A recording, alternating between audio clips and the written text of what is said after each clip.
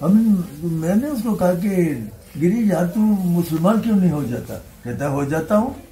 میں کہ نہیں ایسے نہیں، تو نجس ہے ابھی، تو اس طرح جا کے غسل کر کے آ اور پھر تجھے مسلمان بناتے ہیں. ہم خوش ہو گئے کہ ایک تو جو ہے نا وہ ہمارے ہاتھوں مسلمان بنتا ہے. وہ چلا گیا جا کے بڑا سیریسلی جا کے غسل کر کے تو واپس آ گیا کپڑے بھی چینج کر کے. کہتے ہاں آپ مجھے مسلمان کرو. ہم نے اس کو کہا کہ چلو پہلا کلمہ پڑھا اس نے، ہم نے اس کو دوسرا کلمہ پڑھایا، پھر اس کو تیسرا کلمہ پڑھایا، چوتھا پانچواں چھٹا وہ خود پڑھ گیا. اس نے یاد کی ہوئے تھے یاد پہلے سے.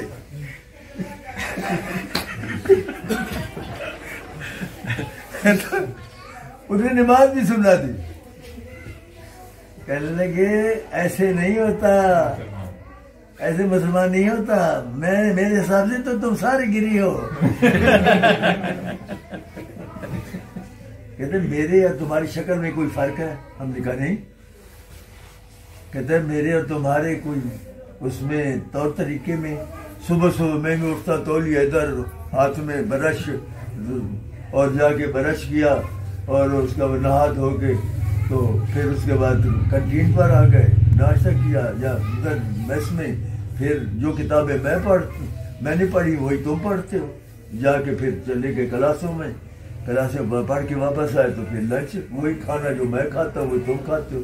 شام کو کوئی ادھر کینٹین پر یا کسی ہوٹل پر کوئی گانا مانا سن لیا، وہی تم بھی وہی سنتے ہو میں بھی وہی سنتا ہوں. رات کو پھر بیٹھ جاتے ہیں ڈیسک پر وہ کتابیں پڑھنے کے لیے.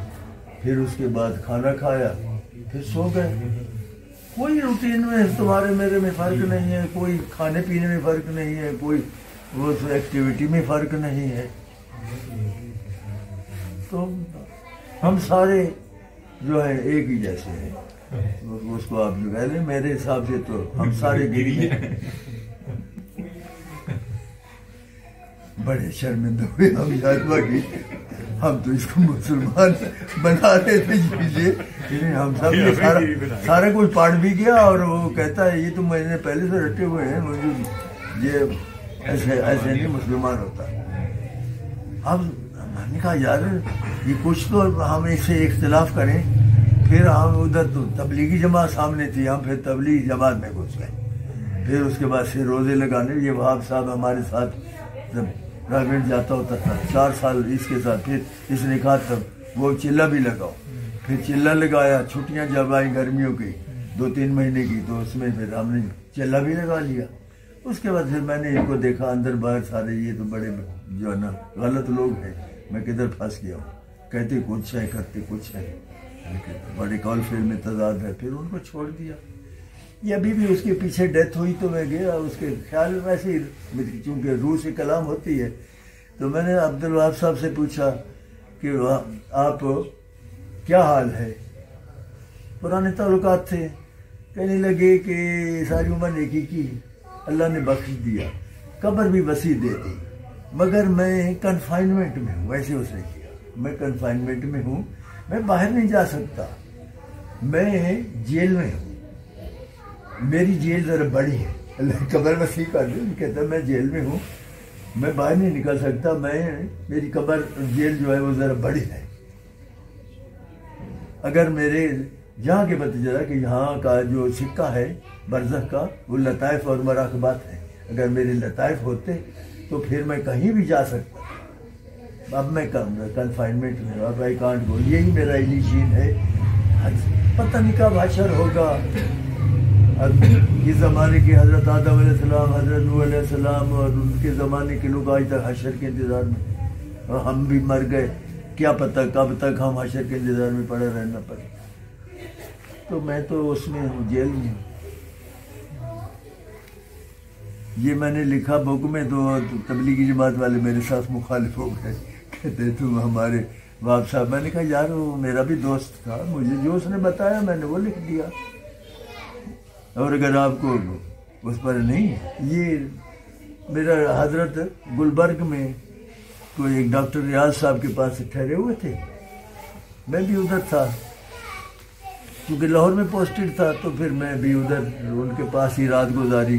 صبح حضرت روح سے ہمیں کلام کراتے رہے، بات کراتے رہے۔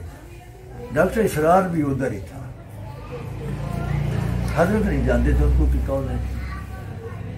مجھے کوئی لے کے گیا تھا 2-3 دفعہ گول مسجد کی کہیں، وہ کوئی درس مرد دیتا تھا۔ اب حضرت نے قبر والوں سے بات کراتے رہے، تو بعد میں ڈاکٹر اسرار کہتا ہے حضرت عقل نہیں مانتی کہ مردے سے بات ہو سکتی ہے۔ حضرت نے اس کو کہا کہ آج تک کسی عالم نے کلام بالارواح کا انکار نہیں کیا، اس کا مطلب یہ ہے کہ آپ عالم نہیں۔ یہ تو مہذب طریقہ ہے نا بات کرنے کا۔ اس کو اگر دوبارہ کہیں کہ اس کا مطلب یہ ہے، عالم کا اپوزٹ کیا ہوتا ہے؟ جاہل۔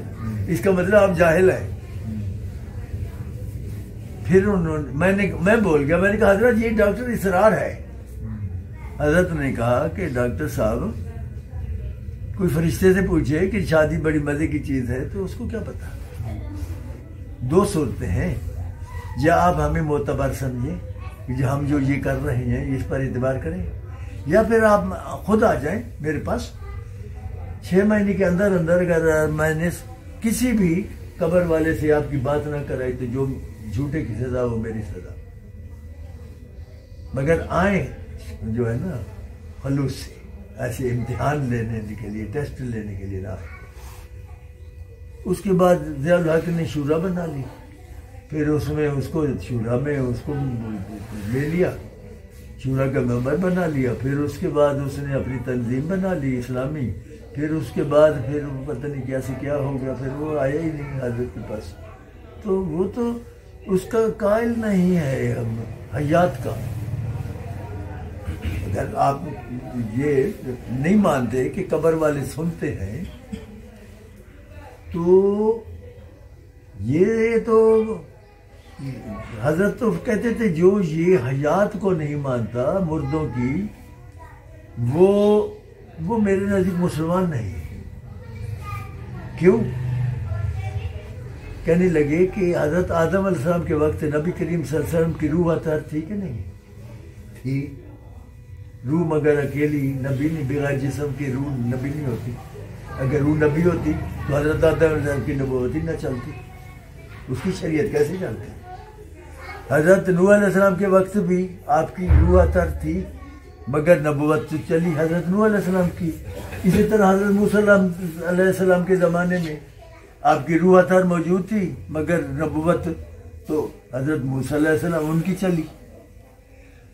جب آپ غار حرا میں تھے، آپ کو نبوت حاصل ہوئی 40 سال کے بعد، اس وقت 40 سال تک بھی حضرت عیسیٰ علیہ السلام کی شریعت چلتی رہی اور آپ اس کے اوپر اس کے پابند رہے۔ آپ کے والدین کا نکاح بھی حضرت عیسیٰ علیہ السلام کی شریعت کے مطابق پڑھایا گیا۔ اب اگر یہ آپ عقیدہ رکھیں کہ قبر میں جو نبی کریم صلی اللہ علیہ وسلم کا جسم اطہر پڑا ہے صرف ڈیڈ باڈی ہے، اسکیلیٹن ہے، روح کہیں اور ہے۔